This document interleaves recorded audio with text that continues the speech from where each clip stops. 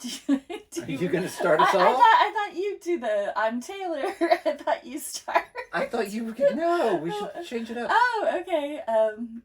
Even though I don't know what order this is going to air in. Okay. I'm Melissa. I'm Taylor. And this is our cinema romance.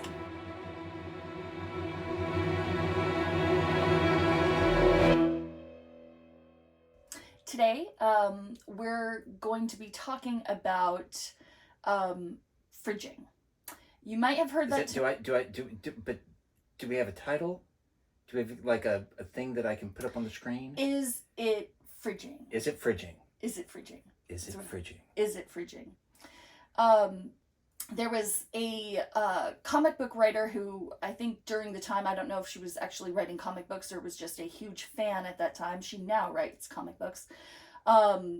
Named Gail Simone. And her friends put together a website called Women in Refrigerators, based on a comic from Green Lantern, where a character had been, basically a female character, a girlfriend of Green Lantern, had been basically beat up, killed, and then stuffed in a refrigerator for him to find.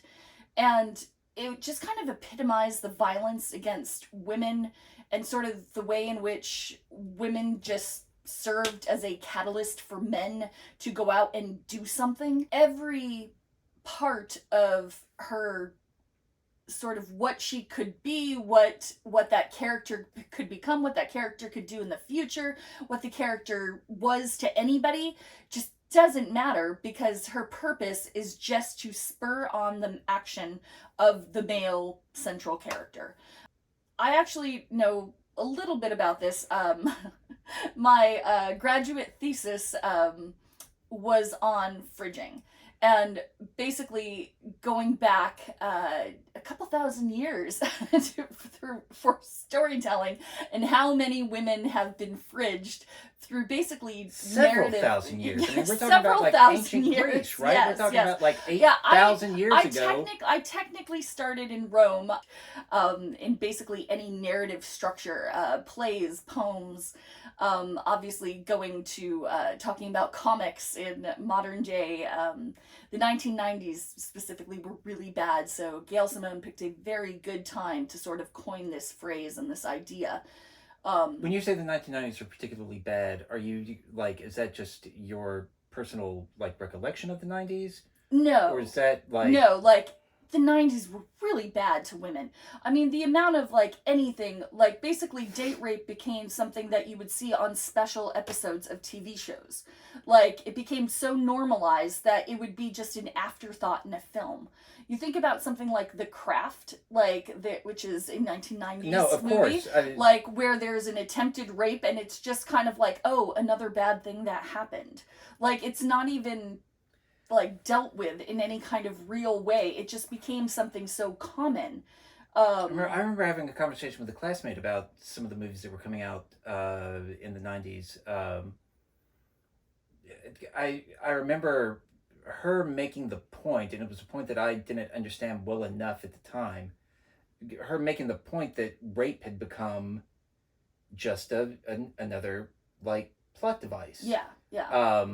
But we're going to a very, very obvious example of fridging in a film today, and that is Death Wish. We just watched it last night. I'd seen scenes from it before, but I'd never watched the full film. I had never watched the full film.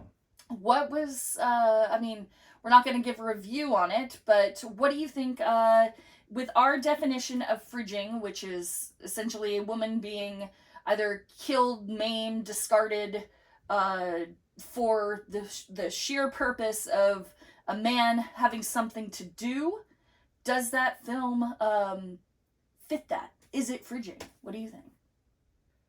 I mean, obviously yes.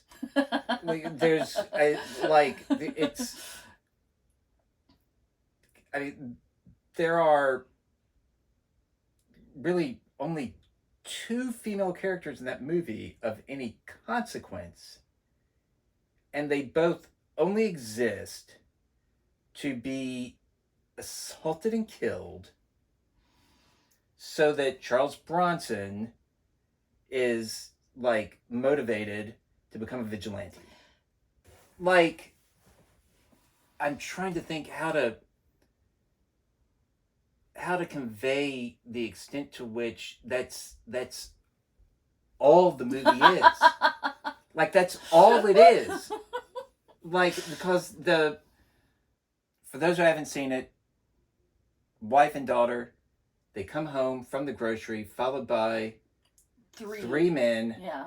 Who... Three awkward street thugs, like, including Jeff Goldblum in his feature film debut. Yes. And unmistakably Jeff Goldblum. Also, there's a cop at the end played by Christopher Guest. Oh, yeah. For those That's keeping fun. score. But anyway, yeah, like, they come home, they're assaulted, they both go to the hospital, the wife dies while she's in the hospital, and that's it. Like, it's like, that's 10 minutes, right? Okay, yeah. They get 10 minutes, they are out of the movie, There, and he becomes a vigilante. There's something I need to add, though, here. And that is, so his wife dies, his daughter's still alive. Mm-hmm. However, she's so traumatized that she becomes selectively mute. So she doesn't really speak anymore, and just the rest of the movie, you see her, she's just kind of zombified. Not even that, she doesn't get to go around like, no, she just, like, doesn't do anything. She's not in the movie. But She's either lying in a hospital bed, or they talk about her while she's off screen. I'm so annoyed about it, even more so, because here's this thing, like, she's not even strong enough to face her trauma. Like, the pain that we see is the pain that her husband and her father go through. So her pain is just nothing. Like, she's causing them pain because they have to be so sad because she has to be put into a sanitarium. No, that's a very good. So it's not even that her character has no arc, has no development, has no, like, life. Yeah, her pain isn't even worthy of being depicted in a serious way. The only pain that counts is that which is experienced by her husband and her father. It reminds me, actually, one of the plays that I studied in my thesis paper was one called The Revenger's Tragedy, which is brilliant, but it does, fridging bad. However, it's kind of like a... Fridging before there were refrigerators. Fridging before there were refrigerators. Maybe they just put them on ice. But in that play, it starts off with a man wanting to get revenge, and he's literally talking to the skull of his dead lover, and that's, it's not Shakespeare in the skull, but this is the woman that he loves, and he needs to get revenge, and, like, she's literally reduced to being a skull. Okay, so that's her character. She's a skull. Another woman dies after one line in the first act of the play. She's raped, and then there's such an outrage that she feels so bad she kills herself, all within the first act. They never give her a name. She's only somebody's wife. This play, The Revenger's Tragedy, came out in the Jacobean time era, like, which was post-Elizabethan, and essentially, like, there were a bunch of plays that were called, like, revenge tragedies then, and there were a lot of them. But by the time you get all the way to The Revenger's Tragedy, people have seen these, so it's kind of like the over-the-top one. So it's like, so in this one, we're gonna do it bigger. And I kind of think of it as almost a satire, and it's clever. Like, it's a good play despite the fact that I get really angry about a lot of stuff. My point being, Death Wish is not, like, there's nothing about it that's pretending to be clever, or it's not playing upon past a kind of revenge tales. No, that's giving it far too much credit. Yeah, far too much there's none of that nuance. There is no subtext. It's one of the, you said that while we were watching it. Yeah. And it's true. There is no subtext in that.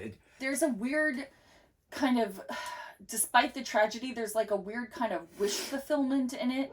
You know, like people kind of think like, well, if that happened to me, I'd love to go out and just start shooting people.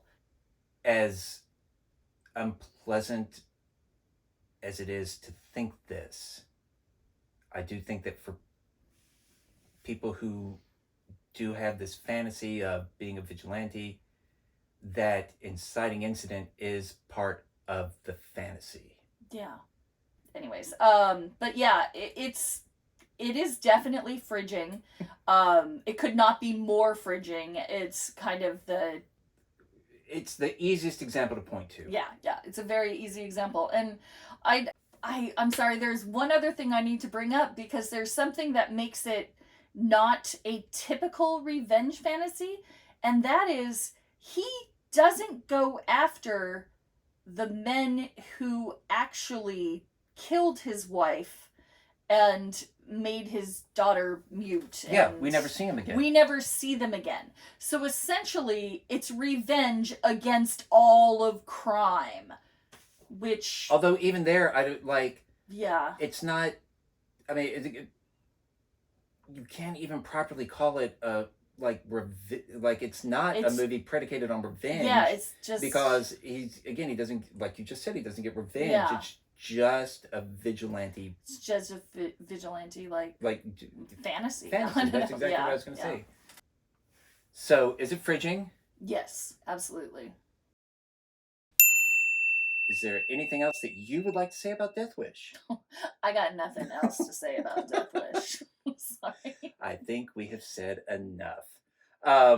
So with that, if you enjoy the discussion and you want to hear more, please do like the video, subscribe to the channel. Yay.